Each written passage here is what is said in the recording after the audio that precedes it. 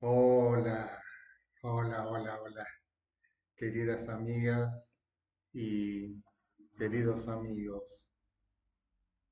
Esto de lo que vamos a hablar hoy es muy serio, muy interesante, muy importante, porque yo estoy mirando atrás y suscribo la frase de Ernesto Sábato, quien dijo, todo tiempo pasado fue peor. Y les voy a contar sobre mi propio pasado para comprenderlo. Y me interesa hacer catarsis sobre lo que fue el inicio mío personal en la vida sexual. Y debo decir que lamentablemente para mí me tocó la peor época que hubo. Por una parte tenía la epidemia de SIDA y por otra parte el aborto estaba criminalizado y era totalmente traumático para los hombres. Convertía todo lo que hoy es lo más lindo, lo más relajado, en lo más estresante y peligroso. Les cuento que yo pensaba, como lo enseñaba la publicidad que nos bombardeaban en esa época, que me iba a morir si tenía relaciones sexuales con una chica, porque habían colocado enormes carteles en el centro de la ciudad y en las rutas, es decir, uno iba manejando en las rutas y se veían esos enormes carteles, iba caminando por el obelisco y se veían esos enormes carteles que los carteles mostraban toda una imagen enorme de una pareja besándose. Y atravesando la imagen había una leyenda que decía, estás muerto. Así era. Así que ni ganas de besarse con nadie. De, qué sé yo. Ni tuviendo la historia clínica de la persona, uno era capaz de besar a alguien después de ver esos carteles que estaban en el centro de la ciudad y en todas las rutas que se transitaban habitualmente. La vida sexual era una peste, pero no por el SIDA en sí mismo, sino por el alarmismo periodístico y publicitario sobre ese tema, sobre esa pandemia. Y no hablemos en el caso de que la chica que estaba con uno se tuviera que hacer un aborto. Era algo espantoso, monstruoso, criminal, delictivo, porque no se entendía que era el derecho y decisión de la mujer sobre su propio cuerpo. Entonces, yo como hombre me torturaba mal si tenía que pasar por esa situación. En una mirada retrospectiva de una de las épocas más impactantes de mi propia historia, el surgimiento del SIDA en medio de mi juventud, que me sometió a enfrentar desafíos para los que yo no estaba preparado, miedos que hasta paralizaban mi vida social a causa de la incertidumbre del despertar sexual en medio de una pandemia mundial fogoneada por periodistas y personas mediáticas que trataban la situación como si se tratara de una verdadera invasión zombie, de un verdadero apocalipsis zombie. Esa pandemia influyó en mi comprensión del sexo, del amor y de la salud, y hasta las relaciones interpersonales en mi adolescencia. Esa crisis global moldeó, y no siempre para bien, mis perspectivas y decisiones mientras me adentraba en la etapa crucial de mi vida personal. Y ¿Qué hice? Me refugié en lo que aconsejaba. Me refugié en una monogamia inducida por la presión mediática y publicitaria, a la que me entregué de manera prematura, pero vivida como la única alternativa a la soledad, porque mi vida socioafectiva se había truncado a causa del miedo a las relaciones ocasionales por el contagio que podía venir de la mano de una hermosa mujer. Esa fue una experiencia reveladora y emotiva que hoy me hace reflexionar sobre un pasado de miedos y temores para saber ahora, en este mismo momento que les estoy hablando, ahora saber apreciar mi presente y mirar hacia el futuro con esperanza y con sabiduría. Bien, ahora vamos a seguir con este tema y recuerden que es muy importante que se suscriban a este canal, que le den like, le den compartir este video para seguir produciendo contenidos tan resistidos como es esto de lo que le estoy hablando, nada menos que del SIDA y del aborto. ¿Mm? En este video íntimo y personal les comparto mi propia historia de crecimiento durante la turbulenta era del SIDA. Primero eran murmullos de la enfermedad, hasta que las grandes personalidades de todas las áreas, de todos los ámbitos, pero por ejemplo las que me llamaban la atención a mí eran las de la música y las del deporte, empezaron a morir como una verdadera masacre. Los hombres más valiosos, algunos de ellos eran músicos que yo seguía, que yo admiraba, eh, y deportistas que yo seguía y que yo admiraba. Hombres, ya les digo, valiosísimos. Y eso impactó muy negativamente en mi vida y en mi despertar sexual. Entiendan esto.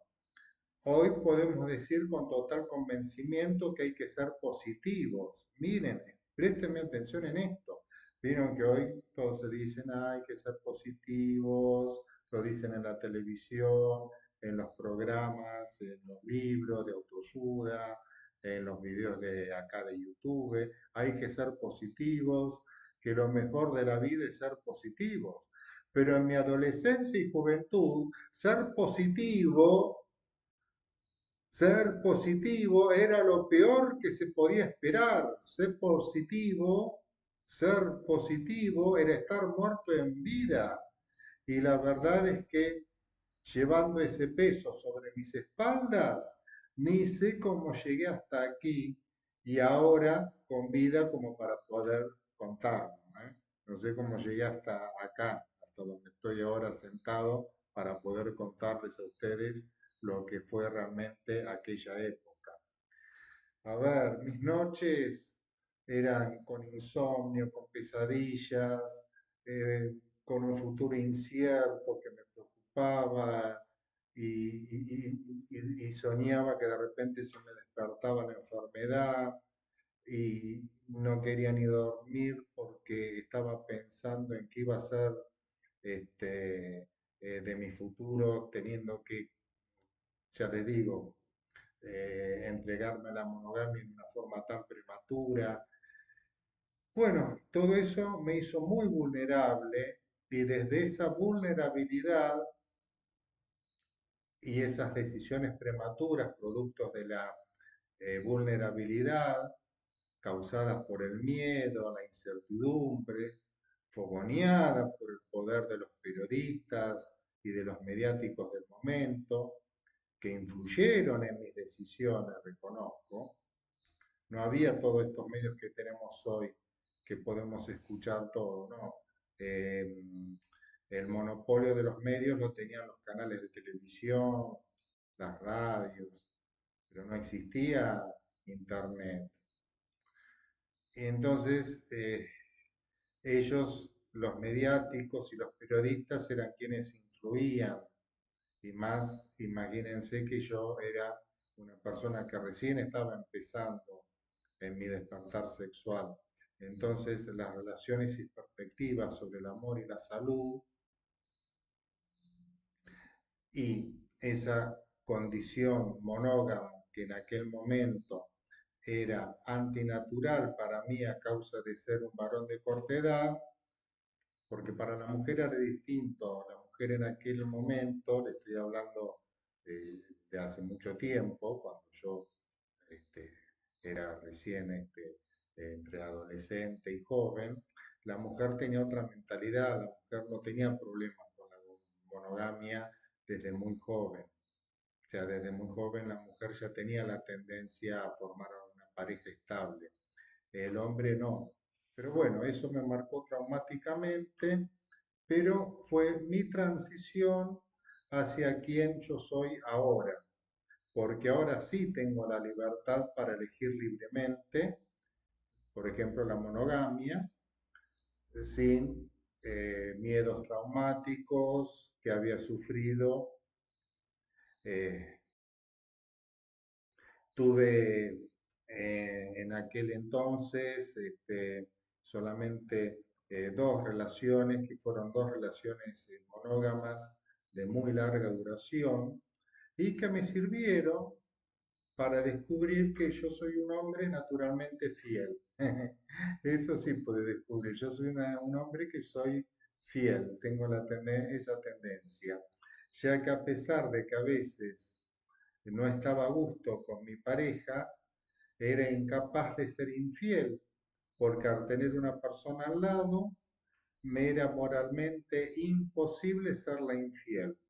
Por lo que hasta, a ver, por lo menos hasta que esa misma persona se encargara de bajarme, al punto de sentirme un extraño a ella, y ahí agarraba mis cosas y me iba sin pleitos ni reproches, porque nunca fui perseguidor, ni obsesivo, ni nada, ni lo voy a hacer nunca. Y obviamente siempre me venía una breve etapa de dolor hasta que después de unos pocos días me volví a sentir libre en plenitud para empezar otra aventura romántica, que bien podía ser con intenciones bien serias, tal como me siento en este preciso momento, me siento libre. Es decir, que la monogamia forzada también fortaleció mi temperamento natural de ser lo suficientemente sólido y seguro de mí mismo como para nunca haber sido con nadie ni acosador, ni abusivo, ni tóxico, ni obsesivo, ni perseguidor, como son los hombres jóvenes ahora, que tienen, los hombres jóvenes de ahora, para que se entienda, tienen los cerebros programados para destruir a la mujer. Esa destrucción hacia la mujer se manifiesta en dejar a la mujer rota, dejarla rota al punto que la mujer rota está rota sin arreglo. Muchas veces las mujeres piensan que están rotas, pero que se van a poder arreglar. No, ya no tienen más arreglo, es como un plato roto, anda a arreglarlo. Pero con vida, por lo menos, eso sí, aunque sea una vida arruinada. Pero también está la otra forma de destruir a la mujer que usan habitualmente, están usando los hombres jóvenes, que es directamente meterla en la estadística esta que va creciendo todos los días de la mujer asesinada. Y acá debo decir algo que no les va a gustar, queridas amigas, pero esta violencia del hombre contra la mujer que va creciendo día a día, tiene mucho que ver cómo caló tan hondo el feminismo en Argentina y cómo la mujer maltrata muchas veces al hombre de una forma que el hombre es incapaz de soportar. contarlo. Yo ya les conté experiencias que me pasaron a mí en los tribunales, por ejemplo. Y si no, otros días se las vuelvo a contar porque si no, no quiero que se haga muy largo esto porque me falta hablar del tema del aborto. Por eso hoy soy diferente al resto y celebro mi propia resiliencia y el poder de mi conocimiento adquirido que me ha hecho crecer. A vos que me escuchas, te agradezco por ser parte de esta comunidad y por compartir este espacio que estoy dando de honestidad y conexión. No olvides suscribirte, dejar tus comentarios y compartir este video con aquellos que puedan encontrar consuelo o inspiración en mi propia historia personal que vine a compartir acá. Bien, además de esa situación ya verdaderamente traumática de la pandemia del SIDA, se sumaba la responsabilidad que yo sentía como hombre en la era en que el aborto no era ley, donde todavía me duele y no logro recuperarme del recuerdo de compañeras sexoafectivas mías que tuvieron que pasar por esa situación. Y yo mismo me sentía un criminal, porque el aborto todavía no se entendía como un patrimonio de la mujer sobre su propio cuerpo. Además, era ilegal y su práctica criminalizada. Justamente era, además de que uno se sentía un criminal, justamente tenía el miedo de que la mujer se contagiara de SIDA, porque era un riesgo que se corría en el aborto clandestino, porque en los lugares donde se practicaba el aborto, la higiene de los instrumentos quirúrgicos no era estricta como lo es hoy gracias al aborto legal y gratuito. En aquella época el silencio pesaba más que las palabras y las leyes eran tan injustas que los hombres enfrentábamos una carga inimaginable, la responsabilidad del aborto. Eran tiempos donde la elección estaba envuelta en sombras y la responsabilidad recaía sobre mis hombros, no preparados para cometer delitos y sus consecuencias psicológicas, obviamente, porque yo me sentía en mi cabeza, me sentía un criminal, un delincuente, y eso me resultaba devastador psicológicamente, me devastó psicológicamente. Me había enfrentado a dilemas éticos y morales donde descubrí que la realidad, esto es muy importante, descubrí que la realidad no se tenía que adaptar a los libros, porque no se olviden que yo siempre estudiaba, vivía estudiando. Entonces yo estudiaba los libros, pero decía, no, no puede ser que la realidad se tenga que adaptar a esto que dicen los libros, sino que tienen que ser los libros los que se debían adaptar a la realidad de la gente, de las personas. Y esa realidad al final me dio la razón con el tiempo, que era que el derecho no había entendido que la mujer tenía el derecho sobre su propio cuerpo, como naturalmente lo entienden las jóvenes generaciones de hoy, viviéndolo eh, al aborto legal, gratuito, sin ningún tipo de trauma.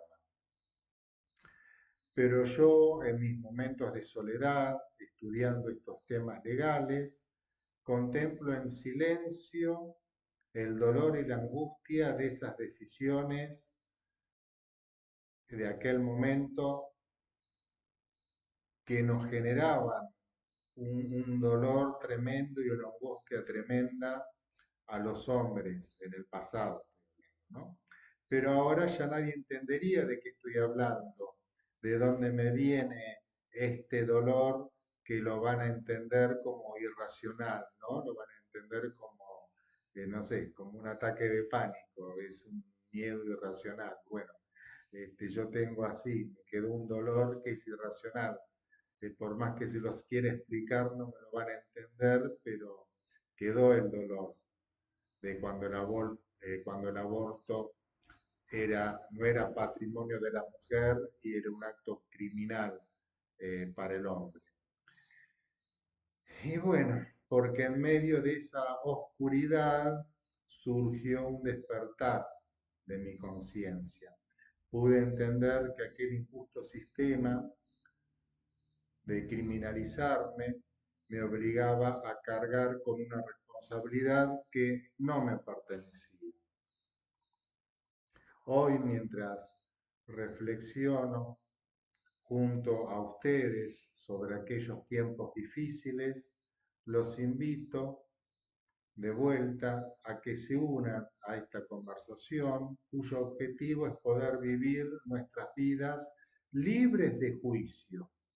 A ver si me entienden. Yo quiero que vivamos libres de juicio y opresión legal, libres de juicio y opresión vecinal.